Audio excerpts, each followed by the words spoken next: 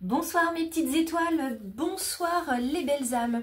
On se retrouve ce soir donc pour notre bulle de bonheur et puis qui dit soir dit que en général quand on était petit, enfin plus jeune en tout cas parce que moi petite je suis toujours, quand on était plus jeune voilà on nous racontait des histoires, on était même capable de se raconter des histoires, on avait énormément d'imagination, c'est encore notre cas même si on dit un petit peu à notre enfant intérieur qu'on n'a pas le temps, qu'on a du travail, qu'on a des responsabilités.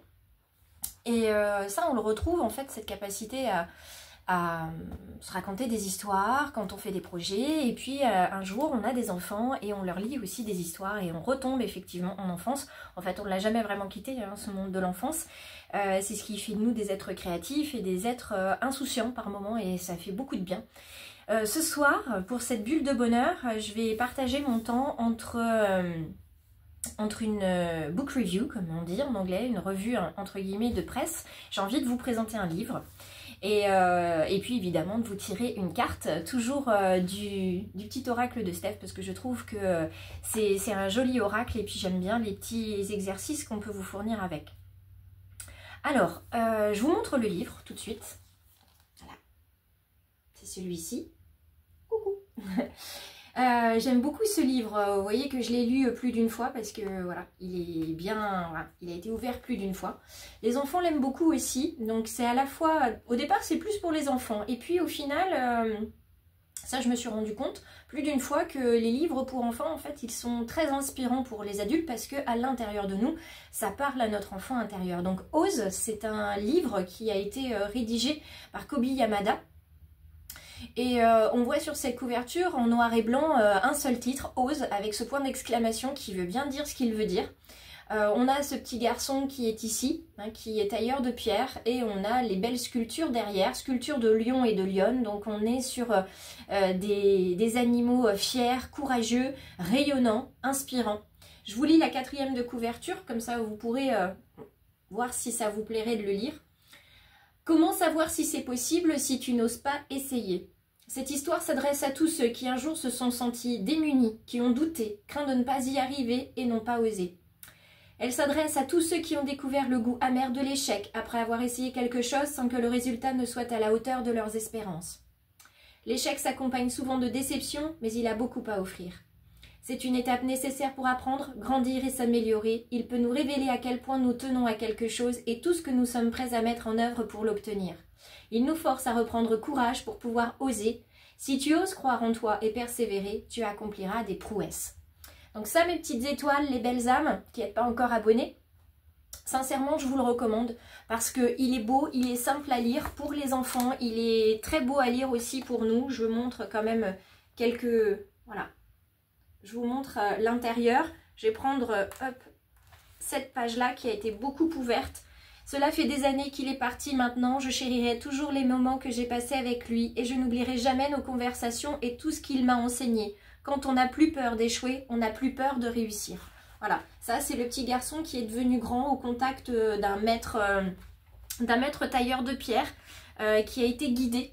Voilà, je trouve ça très important qu'on puisse être guidé, que nous-mêmes nous puissions guider. Ça fait partie aussi de ma mission de vie, c'est de vous guider. Donc voilà, je vous propose ce livre-là. Il est paru aux éditions Le Lotus et le Petit Éléphant, illustré par Elise Hurst. Voilà, il est imprimé en France et voilà, il coûte 15 €. Voilà, c'est un bel investissement.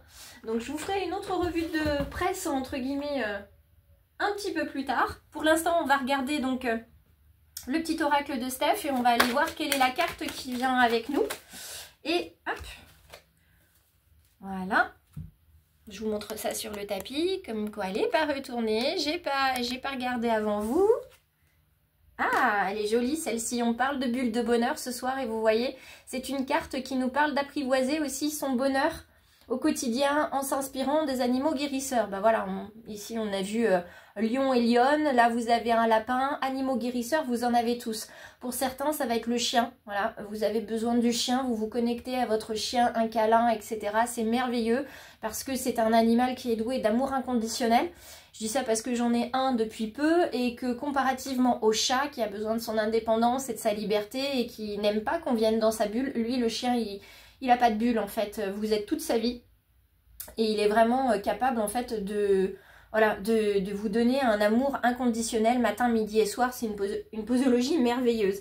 Donc avec cette carte-là, cette carte 15, qui en réduction donne le 6, on est sur des sentiments, des fragilités. Donc pour cette petite bulle de bonheur, on vous dit, hein, on vous conseille au niveau des guides d'ouvrir en fait votre chakra du cœur, de ne pas laisser votre cœur se renfermer, parce qu'il a besoin en fait de se nourrir de tout ce qui vient, donc notamment les lectures, de se nourrir en fait de beaucoup d'amour, d'humilité, d'avoir une présence rassurante. Et les animaux sont capables de ça, ils sont vraiment merveilleux pour ça, ils ne demandent rien d'autre qu'on leur accorde du temps.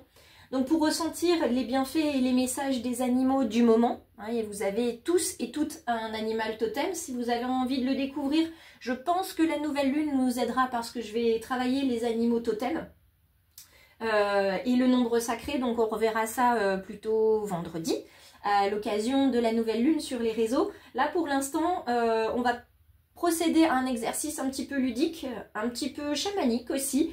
Vous allez dessiner sans réfléchir voilà, un animal. Vous allez le colorer comme vous le souhaitez et puis vous allez essayer ensuite de découvrir pourquoi c'est cet animal qui est arrivé, qu'est-ce qu'il représente pour vous, spirituellement ce qu'il vous envoie comme valeur. Et puis vous saurez donc quelles sont les valeurs à suivre pour cet exercice de bulle de bonheur et là où vous allez pouvoir puiser votre énergie. Je vous embrasse, je vous dis merci pour votre connexion. À très vite mes petites étoiles et vous aussi les belles âmes, pensez bien vous connecter pour toujours plus de contenu inspirant.